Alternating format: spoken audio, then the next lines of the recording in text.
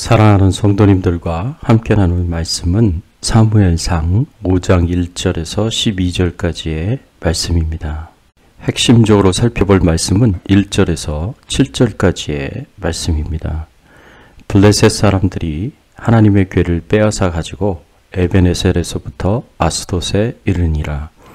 블레셋 사람들이 하나님의 궤를 가지고 다곤의 신전에 들어가서 다곤 곁에 두었더니 아스돗 사람들이 이튿날 일찍이 일어나 본즉 다곤이 여호와의 궤 앞에서 엎드러져 그 얼굴이 땅에 닿았는지라.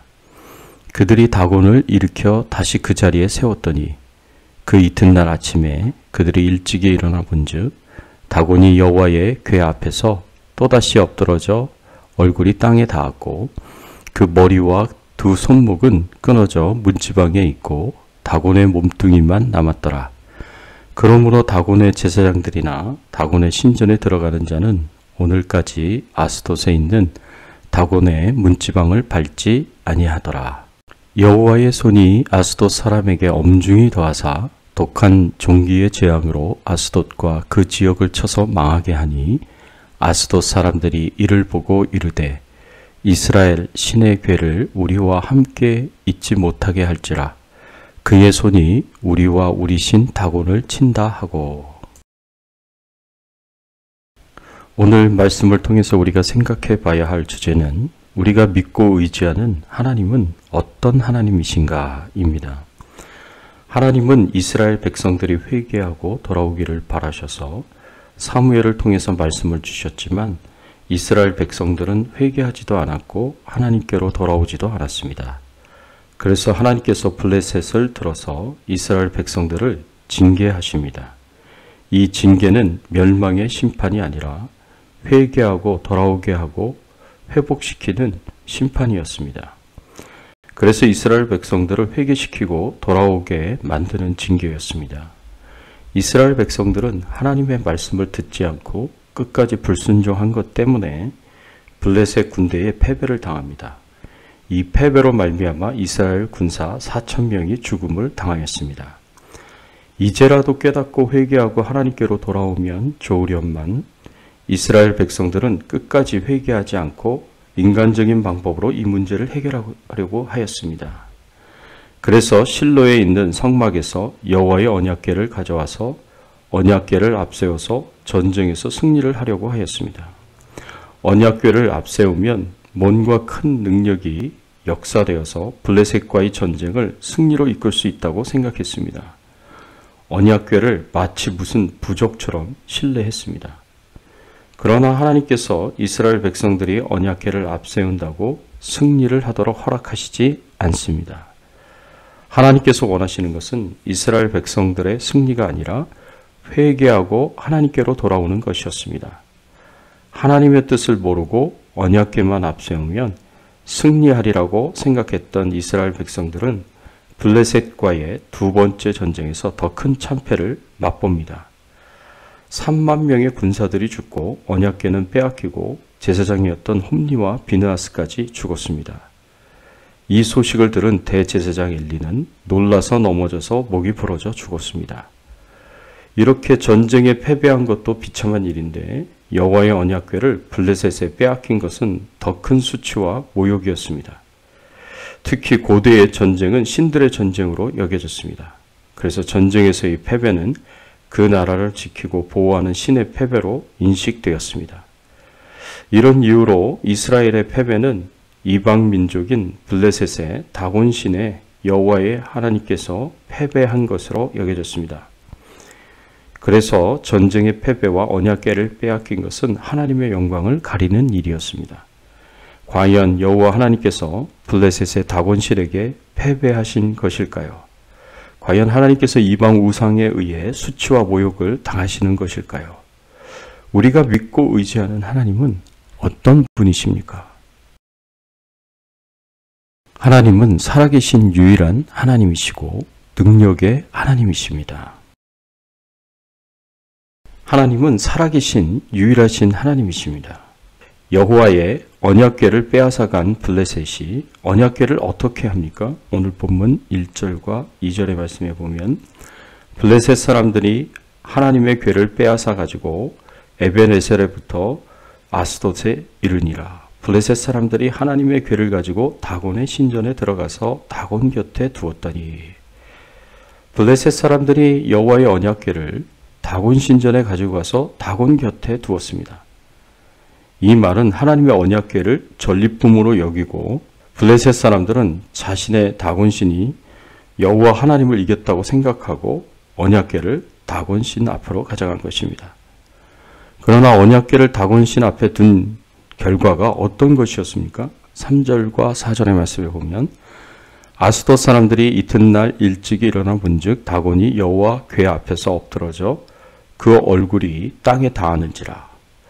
그들이 다곤을 일으켜 다시 그 자리에 세웠더니 그 이튿날 아침에 그들이 일찍이 일어나 본즉 다곤이 여호와의 궤 앞에서 또다시 엎드러져 얼굴이 땅에 닿았고 그 머리와 두 손목은 끊어져 문지방에 있고 다곤의 몸뚱이만 남았더라.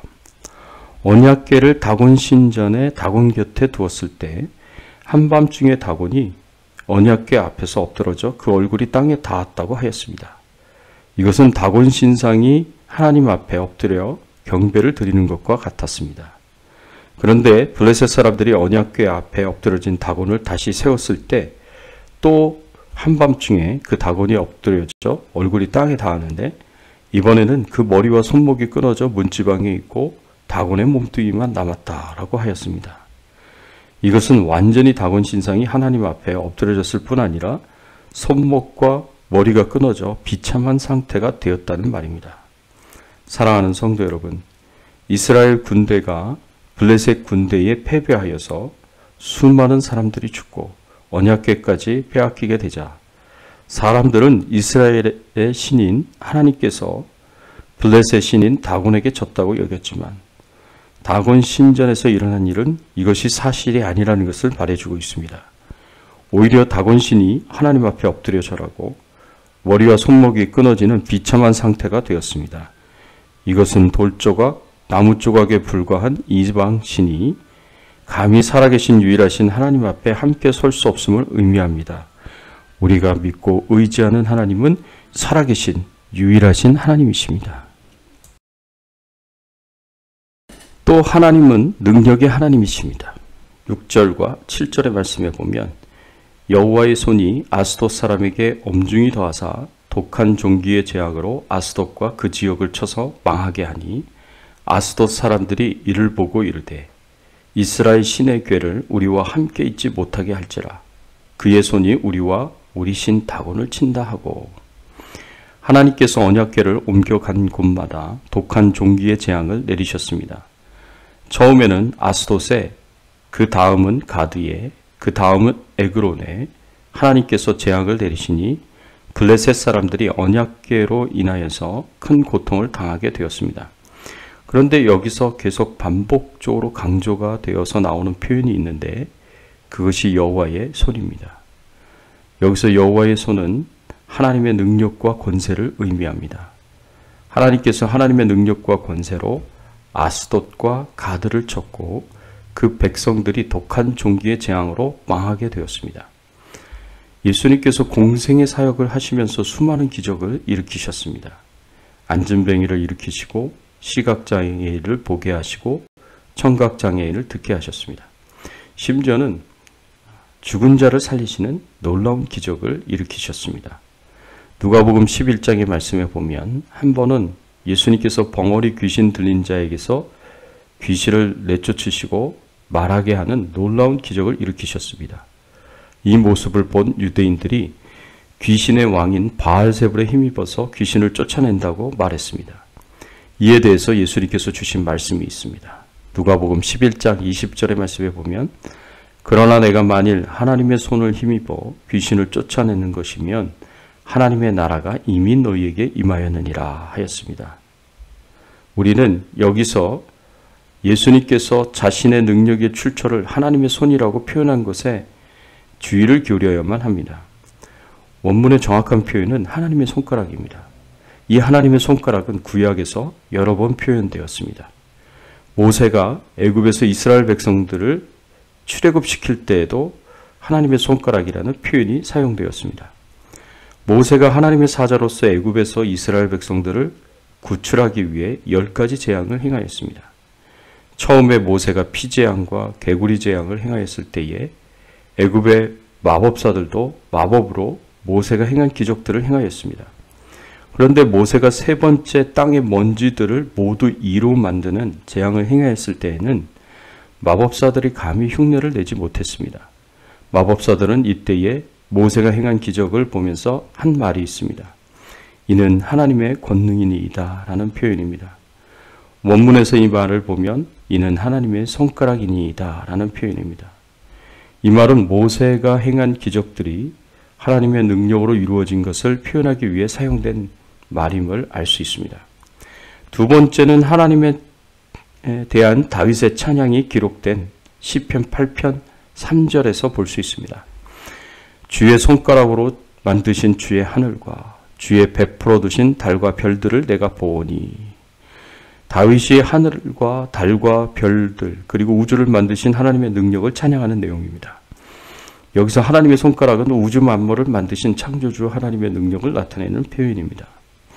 따라서 하나님의 손가락은 불가능을 가능하게 하는 기적의 능력을 일으키고 우주 만물을 만드신 창조의 능력을 행하고 사단의 왕국을 무너뜨리고 귀신을 쫓아내는 능력을 행합니다.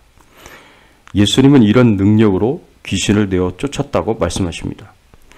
하나님의 백성을 애굽에서 구원하시기 위하여 애굽에서 10가지 재앙의 기적을 일으키신 하나님의 손가락이, 이 우주 모든 만물을 창조하신 하나님의 손가락이, 그리고 말 못하게 하는 귀신을 내어 쫓으시며 치유하셨던 하나님의 손가락이 지금 하나님의 언약궤를 빼앗아간 블레셋 도시와 사람들에게 역사되어서 독한 종기에 재앙을 내리셨습니다.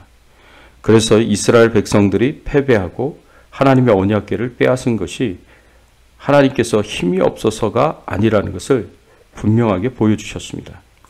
사랑하는 성도 여러분, 우리가 믿고 의지하는 하나님은 살아계신 유일하신 하나님이시고 큰 권세와 능력을 가지신 하나님이십니다. 이런 하나님께서 오늘날 우리의 삶 가운데서, 기도 제목 가운데서 역사하여 주십니다. 그래서 우리의 삶의 변화가 일어나게 하시고 선한 열매를 맺게 하시고 우리의 기도 제목들이 이루어지고 성취가 되도록 역사하십니다. 끝까지 살아계신 유일하신 하나님, 큰 권세와 능력으로 역사하시는 하나님을 믿고 신뢰하며 힘있게 신앙생활을 하시기를 예수님의 이름으로 축원합니다. 함께 기도하겠습니다.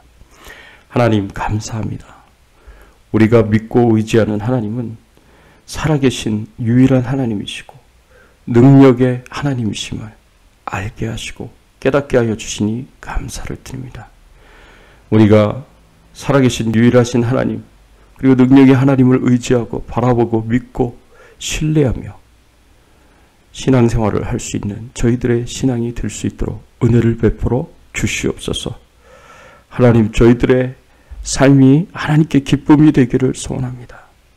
하나님께 영광이 되기를 소원합니다. 우리의 삶을 통하여 오로지 하나님 한 분만 영광을 받으시고 우리가 하나님의 능력으로 모든 어려운 일들을, 모든 불가능하게 보이는 일들을 능히 행하며 또 이기며 극복해 나갈 수 있도록 하나님 도와주시옵소서. 오늘 하루도 주님과 동행하는 하루가 되게 하시고 하나님의 나라와 영광을 위해서 살게 하여 주시옵시고 모든 질병과 바이러스로부터 저희들을 안전하게 하시고 저희들이 기도하는 모든 것을 들어주시고 응답해 주시옵소서. 예수 그리스도의 이름으로 간절히 기도드리옵나이다. 아멘.